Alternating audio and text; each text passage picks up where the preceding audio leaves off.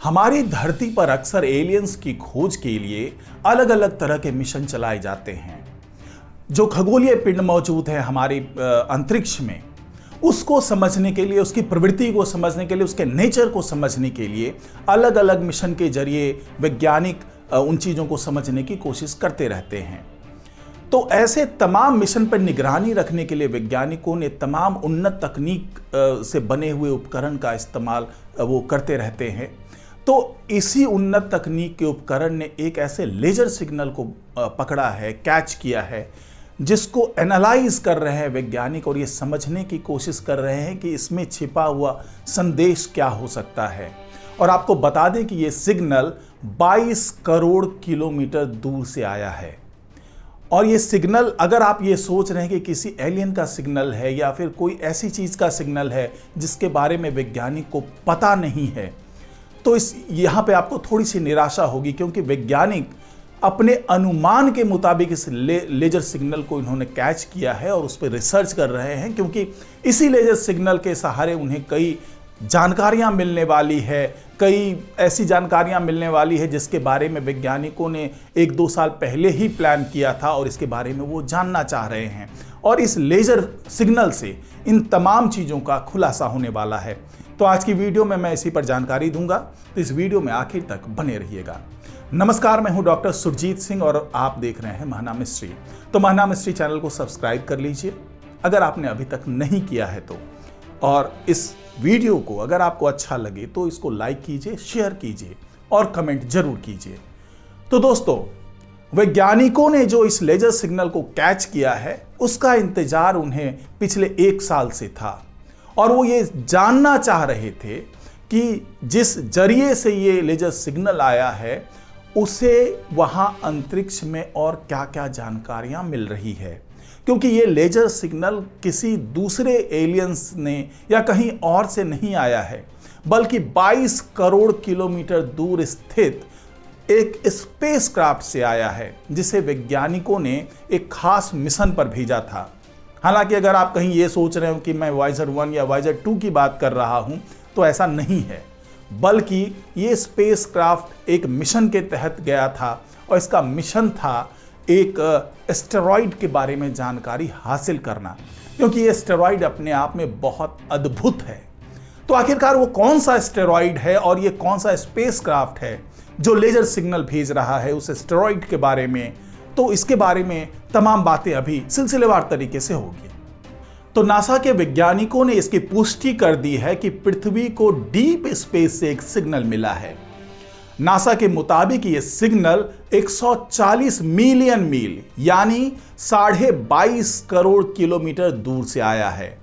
वैज्ञानिकों ने बताया कि डीप स्पेस से धरती को यह सिग्नल नासा के एक स्पेसक्राफ्ट साइकी ने भेजा है। नासा ने इस स्पेसक्राफ्ट को 2023 के अक्टूबर महीने में लॉन्च किया था। मिशन की मंजिल थी साइकी 16 नाम का एक एस्टेरॉयड। यह एस्टेरॉयड मुख्य रूप से मेटल से बना हुआ माना जाता है, जो हमारे सोलर सिस्टम में बहुत ही रेयर है, बहुत ही दुर्लभ है। वैज्ञानिकों के मुताबिक साइकी 16 मार्स और जुपिटर के बीच पड़ने वाली एस्टेरॉयड बेल्ट में मौजूद है, और एस्टेरॉयड के नाम पर ही नासा ने स्पेसक्राफ्ट का नाम रखा है साइकी। साइकी को एक काम और करना था, वो था लेजर कम्युनिकेशंस का टेस्ट। इस स्पेसक्राफ्ट में deep space optical communication system लगा हुआ है, और वैज्ञानिक सुदूर अंतरिक्ष में अभी के मुकाबले कहीं तेज कम्युनिकेशन की संभावना परखना चाहते हैं। वैज्ञानिकों ने बताया कि साइकी आमतौर पर रेडियो फ्रीक्वेंसी कम्युनिकेशन का यूज करता है, हालांकि उसकी ऑप्टिकल कम्युनिकेशन तकनीक भी कारगर साबित हुई है। और अंतरिक्ष में जो तेज कम्युनिकेशन की बात कर लें, तेज संचार के लिहाज से ये एक बड़ी कामयाबी है। लेजर कम्युनिकेशन के डेमो में वैज्ञानिकों ने 140 मिलियन मील दूर से डेटा ट्रांसफर करने में सफलता पाली है। यह पृथ्वी और सूर्य के बीच की दूरी का 1.5 गुना है, और DSOC ने साइकी के रेडियो ट्रांसमीटर से सफलतापूर्वक इंटरफेस किया है, जिसके चलते स्पेसक्राफ्ट तमाम इंफॉर्मेशन और इंजीनियरिंग डाटा सीधे पृथ्वी को भेज सका है। नासा के वैज्ञानिकों ने 8 अप्रैल को करीब 10 मिनट का स्पेसक्राफ्ट डाटा डाउनलिंक किया, फिर इस डुप्लीकेट डाटा को लेकर कम्युनिकेशन से ट्रांसमिट किया और साइकी के मूल डाटा को नासा के डीप स्पेस नेटवर्क यानी डीएसएन और standard radio frequency communication channel से भेजा गया। वैज्ञानिक ये जानना चाहते थे कि क्या ये जो परंपरागत तरीके होते हैं उसके मुकाबले में लेजर कम्युनिकेशन बेहतर ढंग से काम कर सकता है या नहीं। लेकिन इस एक्सपेरिमेंट से नासा ने यह साबित कर दिया है कि वो फ्लाइट लेजर रिसीवर के नियर इंफ्रारेड डाउनलिंक लेजर का इस्तेमाल करते हुए ब्रॉडबैंड की गति से डाटा भेज सकता है।